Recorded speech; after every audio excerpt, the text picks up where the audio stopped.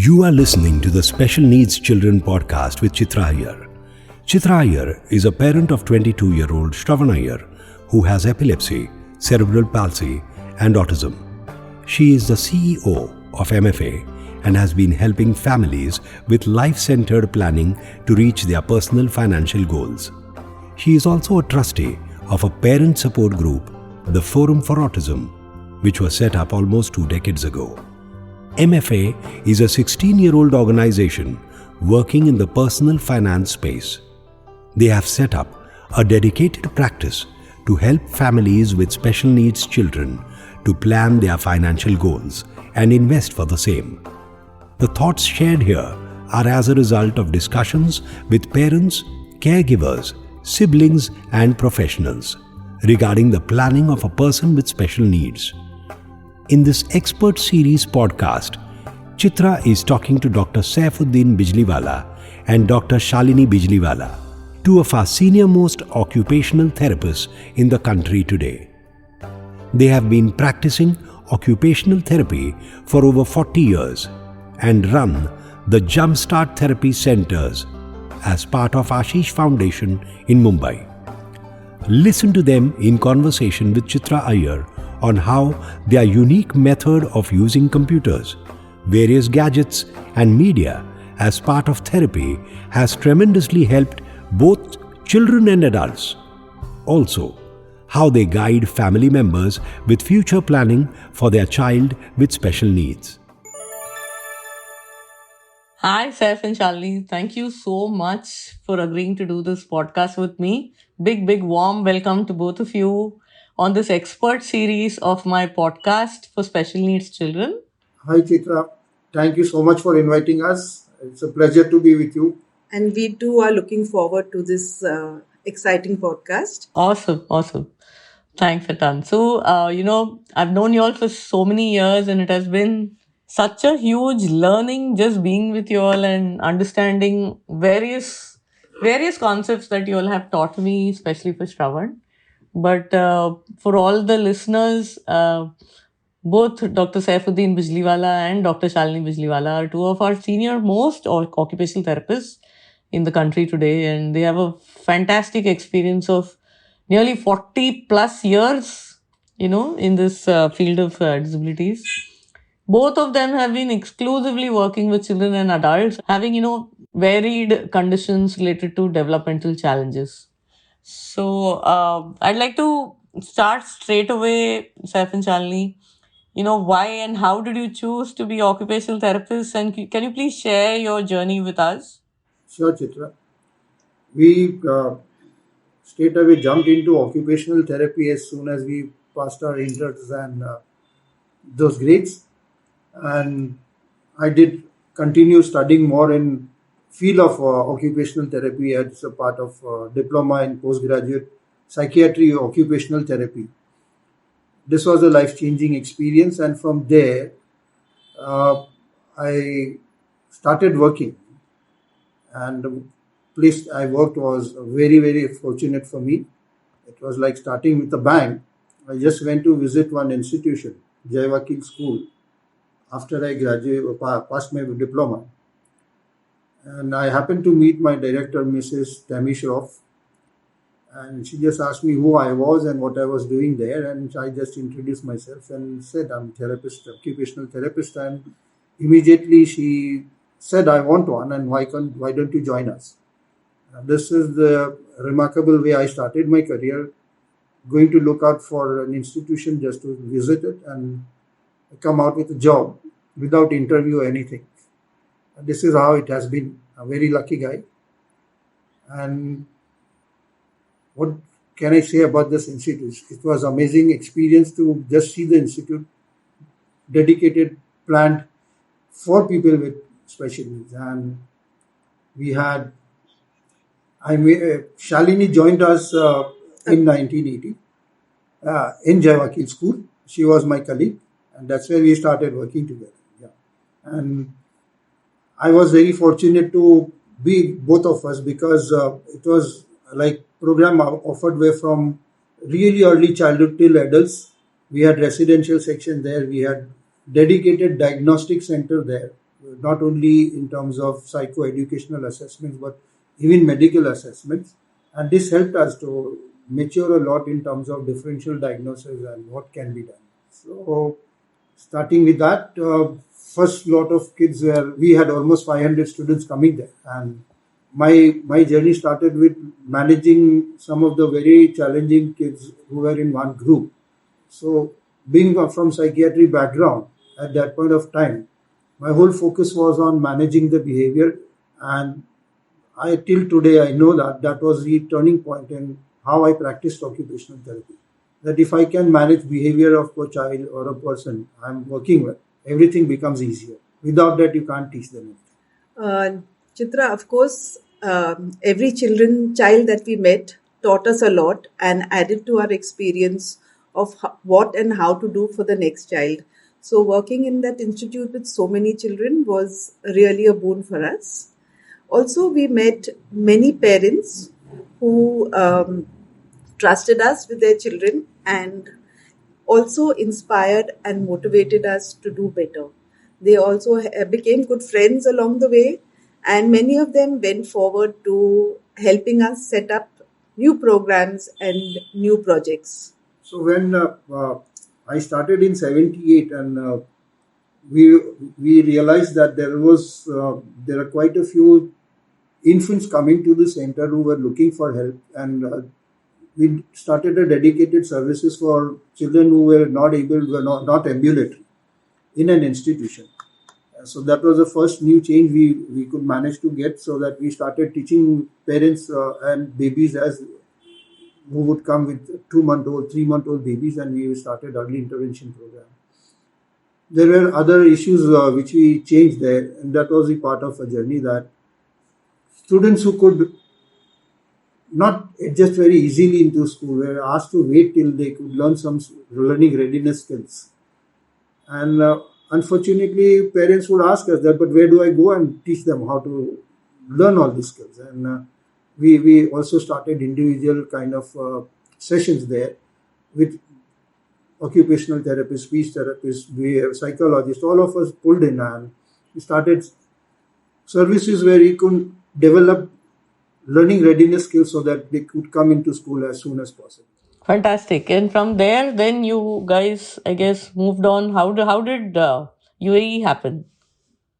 Before we went into UAE, we were working with people with autism, and Mr. Kamini and Mr. Anil Lakhani, we got in contact with them, and they encouraged us to start a dedicated center for services for people with autism in Jai Vakil School. So they kindly, very, very supportively, they invited some professionals from abroad, and we could build up their services. And then they also moved out to Dubai and wanted to start services there, and we moved out with them to Gulf, and where we worked with Sharjah Humanitarian Services and provided services for people with autism and other developmental disabilities. So around this time, Chitra, we were very fortunate to be trained in two techniques. One was applied behavior analysis and also verbal behavior analysis. And the principles and the methods and the very structured format of these programs have helped us in our therapy even till today. In Gulf, what we experienced was we came in contact with Lady Gulshan Kawarana. She was an amazing support for parents and support to so many students, and spoken for special needs people. And we were really inspired, and we could learn from her so much, and we carrying on that gist of how do we approach how to manage parents, how to develop their other issues besides being just a child-focused therapy. So we had a great time in UAE, whatever short time we had, and we came with again a lot of learning from there. And when we came back, our dear friends from Ashish Foundation, we set up Ashish Foundation with Mr. Naresh and Jaya Alreja. And as Shalini just mentioned, they were another parent in our lives who thought like-minded for helping other people, and set up this foundation, and also helped us to set up Jumpstart Occupational Therapy in Mumbai, where we offer occupational therapy services even today from two centers, one in Prabadevi and another in Vashi. So this is how has been our journey up till today. Fantastic, Seth. Thank you, Seth and Shalini. Um, One of the most important concerns that I request all the experts to address is as a professional, how do you guide families who come to you with planning for the future of their children? Okay, and along with this, do you see that the entire family gets involved in whatever decisions need to be taken for their child? Do they listen to you? What do you feel? What has been your experience? Generally, in the initial phases, the younger the child, we have families, couples together. They they are very concerned, and how do we start as basically demystifying what issues the child has in terms of what are the daily experience affected by the diagnosis they have got. Most of them don't know what diagnosis means into day-to-day life. So a lot of time we are spending on educating parents on how and what should they be expecting and what should they be doing. So it's not only demystifying the diagnosis, but also telling them what it would be like and how should they get around. So it's almost hands-on training that side. So in this ways we have families coming together. It's a new thing over a period of time when needs of child are little understood, the child is little settled, then usually we are comfortable, parents are comfortable, but it's always a kind of a challenge to meet the expectations of parents because every day their hope increases, and this is where we start seeing that there are some disputes, like one person wants to be having different goals, and we see that ultimately it's one person who's looking after and taking care of this child. Generally the whole family is rarely we've seen that they work together for a long time. So we have siblings coming in, we have couples coming in, we have sometimes grandparents coming in, and like the cost of therapies and all that are so much that sometimes both parents are working and we have grandparents looking after. So it's a very multiple experiences that's very difficult to point out. But yes, they are interested. They would try to help as much as they can their child. Moving on, you know, Seth, you are literally known as a computer man amongst parents. Both Shalini and you have used these unique training methods of using multimedia, like computers, the PlayStation, and a lot of other gaming equipment to help in, training your students. Would you please share a bit about, how this came to you and how did you decide to do this? And are there, do you think that more people should use these kind of medias to help children? Definitely, Chitra. Basically, when you look at children with developmental challenges, most of them would have issues with neurological organization. And everybody talks about multi-sensory stimulation. So whether I look at computer games or whether I'm looking at motion sensor games which a child can play on TV, on consoles like PlayStation or Xbox or even Wii Nintendo, they have to actually use at least more than 3 or 4 sensory channels as a unit. Now, believe me, it's difficult to create such a kind of environment without these kind of gadgets where I can look, listen, move, do something and learn from that. Because at the end, I have to give a response that's a learning response. And every time you get a learned response, you are doing what everybody calls as your multi-sensory stimulation and converting into a proper integration of these kind of circuits. The more they learn, they will play, they are learning so much more. Now, the kinds of programs that I use, especially on computers, they are softwares which are used by typical kids all over the world, and they are graded right from being a baby up till 6th standard. And they are off the shelf, nothing special. So every time I get my students to learn, they are learning like what other typical children learn.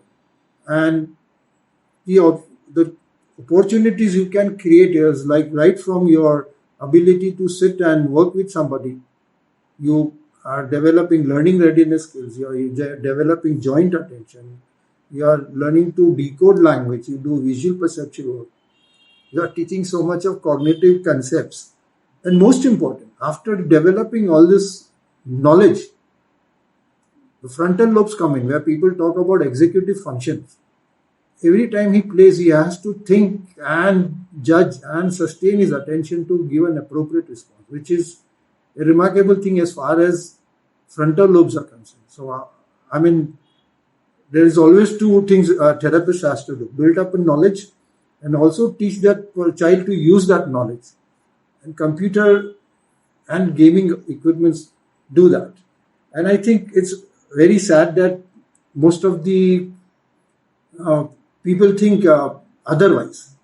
I feel they have to really try and see that, because all this I think all of us as parents who have been with you, Seth, we can really, certify and say that it has been so thoughtful of you to have used, as you rightly said, what every single child or adult uses the various media devices or various gadgets or all of these softwares for pure pleasure.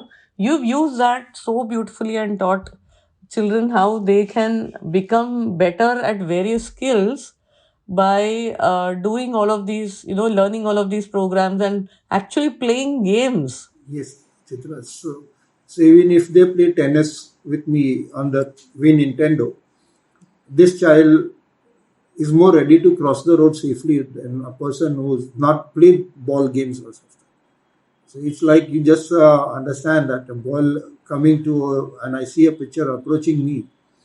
My visual system processes that information and I have to act on it. It's the same concept as I'm seeing an approaching car and my brain has to process the speed of that car and I have to take appropriate action. So before it's like you're preparing him to cross the road. It starts from that. It's something which all kids love and it's wonderful. I really, really wish that, what you, Shalini, and the team are doing. Many more therapists could, also do this for a lot, many more children. And through just play and fun, that I'm sure children would be very, very happy doing it. I have seen how happy they look when they come to Seth to, participate in these games. And you've also helped set up these groups where adults interact with each other. I've seen how physically you have played football and handball and so many other such games on the ground, and you've helped set up friends amongst your own students, and how they're all online today. That's also an amazing thing that you have really cracked in terms of the social interaction, right, Shalini? Yes, Chitra, that was a nice outcome of the COVID situation, because we had this Zoom group where all our adult boys could get together and actually see each other and actually interact with each other when they could not leave their houses and could not understand the COVID situation they were in. But the very fact that every alternate day they could interact with their friends and we could play some games with them and chat around made it a very, very interesting experience and helped all of them develop really great psychosocial skills. Amazing. So I'm just hoping that, we all are able to get back to the playground actually, and I would love to see both you and Saif in action against with everyone there, and you could all really be live and look at each other and participate in those games again. Moving on, I think what both of you have been doing brilliantly is helping prepare not only the child but also the parent in terms of what is coming in the future, and how if you do something today, then only in the future would a certain thing happen. For example, you've always told me how I should focus on Shravan's stance, because you feel that in the future, maybe because of the twist of the ankle, something would happen, and how his gait and how his walking or standing posture would change. Applying this similarly in terms of financial planning, which is what I do, and I guide families that they need to start earlier on in life. What do you feel about this? Because it's going to keep on getting more and more expensive, right? So, what are your thoughts on this, Saif and Shalini? So, Chitra, earlier the younger ones, children, the parents are younger. They have resources, so they still want to spend money on holidays and getting good life, enjoy the child. Setting up So their setting up house, this, and many different goals that a new family faces. so we do try to tell them about long term kind of picture of what the child would be, but it's very difficult for them to visualize. So those are not the kind of parents we tell very strongly in terms of financial resources, but we definitely talk about their other resources where we tell them to be fulfilling the role of mother and wife and somebody's neighbor, same way for husband, so that we talk about those resources in early stages of family, Right. so they don't close their life slowly. Middle ones, where we talk about say 10 years, 12 years, now there is some realization, and around this year people want to have suddenly some miracle cures because it's difficult to manage or difficult to see what we have hoping to get. This is where we would tell them that in case you're going to spend some money, please talk to us. I mean, we are family members, and we guide them and try to tell them that there are no really quick fixes. There are a lot of kind of treatments available which are not evidence based, and they are really costly. You pay a huge amount with the hope that the problem will be fixed. So this is where now when things don't work, they are listening to us very seriously, and this is where we seriously tell them that you have to look at people who will help you to plan more, because you need to see that this person will need long-term care. Even if some treatment comes, miraculously something, neurotransmitters or artificial intelligence or whatever, we don't know. We hope neurotransmitters would make difference, but they would be expensive. So you should have that kind of money, and if you save now, your chances of in your lifetime these things may be tangibly reachable for you. But in case it doesn't come, you still have to take care and see that you need to think about more important that who's going to look after this child, and for that anybody who has to take care of him will require a huge amount of money. And I think we seriously guide them to people like you, Chitra, because we are not experts. We motivate them.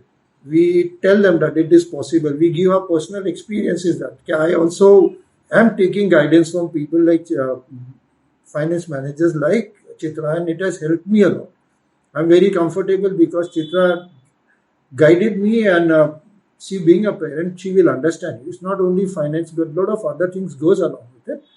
And I think we do our best to even organize, and people are gearing towards seriously, because over a period of time is basically the trust between the therapist and the family which is more important. That I'm not pushing them to somebody, but I'm looking at helping that person.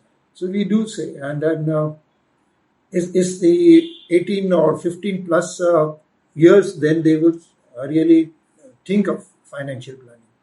Thanks, Saif, so much.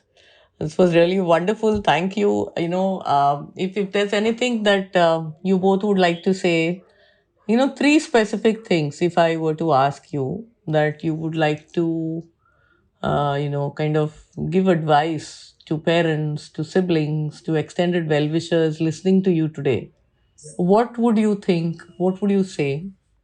The first most important is you will have to educate yourself. This is extremely important point, to educate yourselves in understanding the difficulties your child is experiencing. We The most important point I keep on discussing with parents is they'll have to learn to differentiate between won't and can't. Most of the job becomes easier if parents understand that he can't do rather than he won't do. This is the first part of it, that we educate them to understand that. Second is very clearly that they have to learn without them the child is not going to change. They have to help and understand right from day he gets up, time he gets up till sleeps, that what are the things good for him, what is the long term goals or short term goals that I have to work for. And if they understand, and it is they would understand, and they should look for people who will fulfill those goals. And I think that education in the beginning helps. And what am I going to, when we start talking, that what are you looking at? What at 12 years, how would you want your son or daughter to be?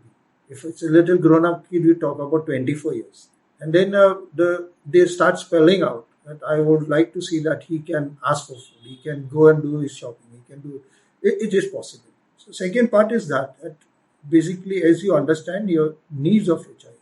And third would be most important, I feel, is they'll have to see that, as I said, my first experience was managing behaviors. And if they can learn how to manage the kid, this is where professionals and other people should help them.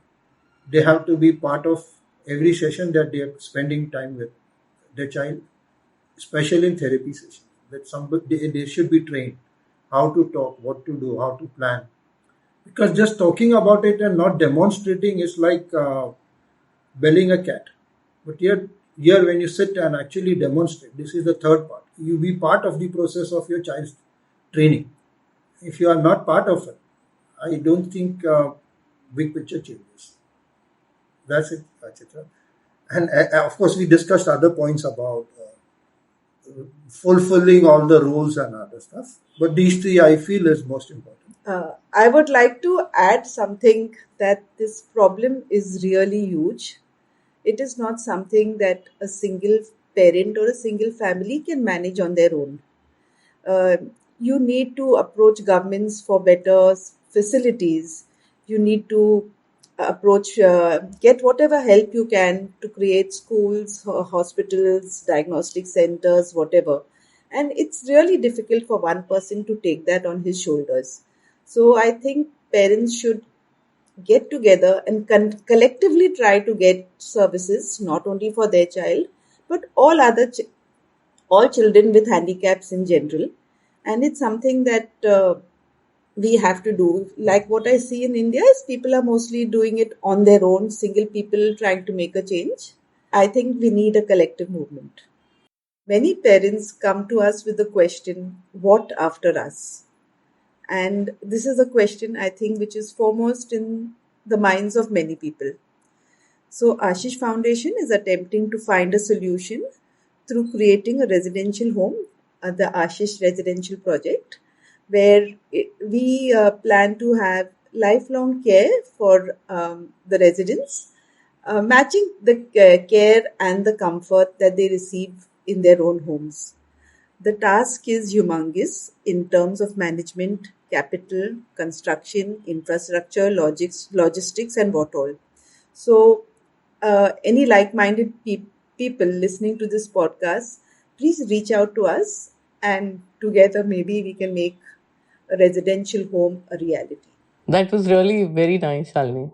Thank you, both of you. This was like, capturing your entire life journey in under half an hour, which is like, there's so much that you have done for so many families, and any amount of me saying thanks will just not be enough for all of the sweat, hard work, so much of planning that you've done for all of us. You literally become a family member in all of these, children and adults' lives for their extended families whom you have been helping. Having someone as participative as you all in our lives really helps us think more clearly. As I've said, first, learning and then participating. That's so huge. What to expect for a child. It's not enough to keep saying, "Hare, ye ho gaya hai." What to do next about it? How do you empower yourself and then your child is huge. And you guys have literally helped make our lives much more easier by being in our lives at the right time and giving so much of your guidance to us. It has given us immense confidence on how we can work with our children, and how we can genuinely enjoy our lives with them. So thank you so much. Thanks a ton for doing this. Thank you so much, Chitra, for giving us an opportunity to share our views with you and your listeners. Thank you so much, Chitra. Thanks, F. Thanks, Thanks a Shalini. lot. Yeah. Thank Yeah. you. Yeah. Thanks for saying all the good words. Okay. You were listening to the Special Needs Children podcast with Chitra Iyer, the CEO of MFA and a trustee with Forum for Autism. If you find this podcast relevant and interesting, it will be great if you leave a review, share, like, and subscribe. You can also let us know if there is any specific topic that you would like us to cover. Feel free to email her on chitra.iyer@myfinad.com, or you can call her on 98337 85892. That is 98337 85892.